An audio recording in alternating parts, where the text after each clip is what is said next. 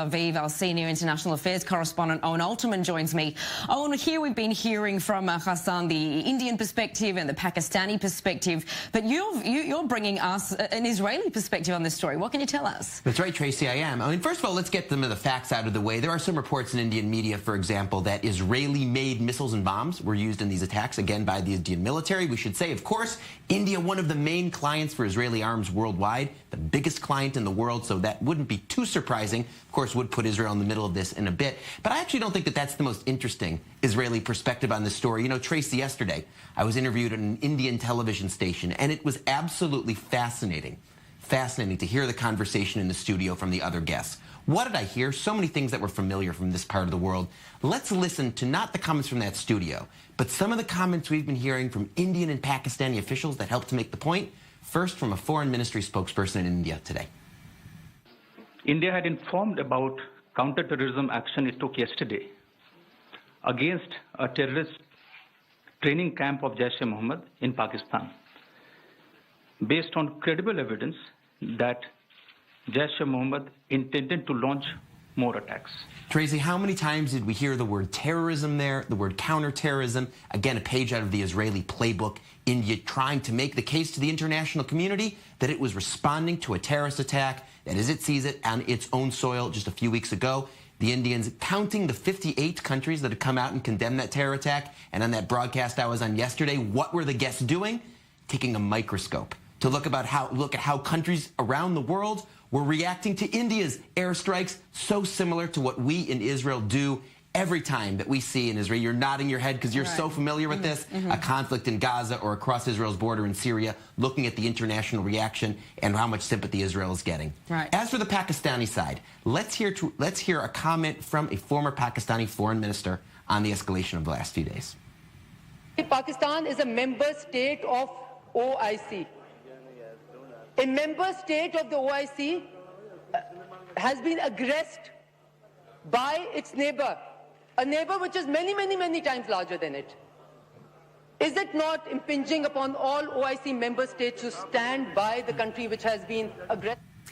Tracy, the OIC is the Organization of Islamic Cooperation. That's the club of the world's Muslim majority countries. Pakistan calling for support from the Muslim world. Again, a pattern so familiar to those of us here in Israel. You know, yesterday in that Indian television studio, they were talking about Pakistan potentially convening the UN Security Council. Why? Because Pakistan wants to internationalize this issue. Why? Because, as we just heard in that clip, as against India, Pakistan feels it's the weaker party, but on the international stage, Pakistan feels that it can get much more support. Here, a reference to the Muslim world and trying to mobilize the Muslim world to come out in support of Pakistan. Again, Tracy, so similar to the patterns here in the Middle East and the Israeli-Arab conflict. Now, there are many calls for restraint from the international community. We heard the UK coming out very vehemently calling for calm on both sides. Which countries, though, are the most concerned about an escalation here? Tracy, you're absolutely right. That's the refrain. The refrain is the word restraint, also familiar to those of us here in Israel from the Israeli-Palestinian and the Arab-Israeli conflict. That's the byword. And again, that's what we're hearing from the European Union. That's what we're hearing from British Prime Minister Theresa May. And maybe most importantly, in this arena, that is what we are hearing from the Chinese Foreign Ministry. Why is China so important? First of all, China is an important country in general, but in this part of the world, specifically China, very important. China has a historical alliance with Pakistan as a way of balancing India, these two Asian giants. And in fact, Pakistan is a main corridor for the Belt and Road Initiative, that huge set of infrastructure projects that China is moving forward around the world. In fact, has something called the China-Pakistan Economic Corridor. In fact, maybe let's hear from the Chinese Foreign Ministry spokesperson. Okay, we'll talk about the Chinese-Pakistan Economic Corridor and what China is doing there. And so China has been expected maybe to take Pakistan's side, but in this case, not doing it, calling on both sides to exercise restraint. Again, China, like everyone else, making sure that they don't want to see a war, again, as we heard from our guests, between two countries that each has nuclear weapons. All right, we do now have that soundbite. Let's take a listen to that. Pakistan and India are two important countries in South Asia. Maintaining good relations and communication between the two sides is conducive to regional peace and stability, and it is fundamentally in line with the interests of both India and Pakistan.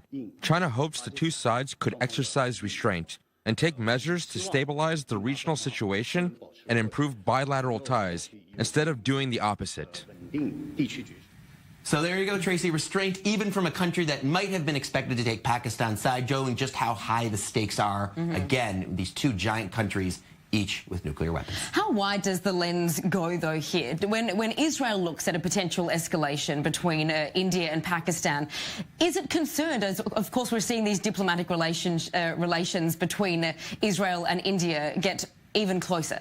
Well, look, I don't know that Israel has a direct stake in this, but of course, India, a very, very important country for Israel. And by the way, Tracy, we should say, there have been some noises coming out of Pakistan in the past few weeks about potentially upgrading Pakistan's relations with Israel. That would obviously be big news. Again, contingent on political progress in Israeli-Palestinian talks.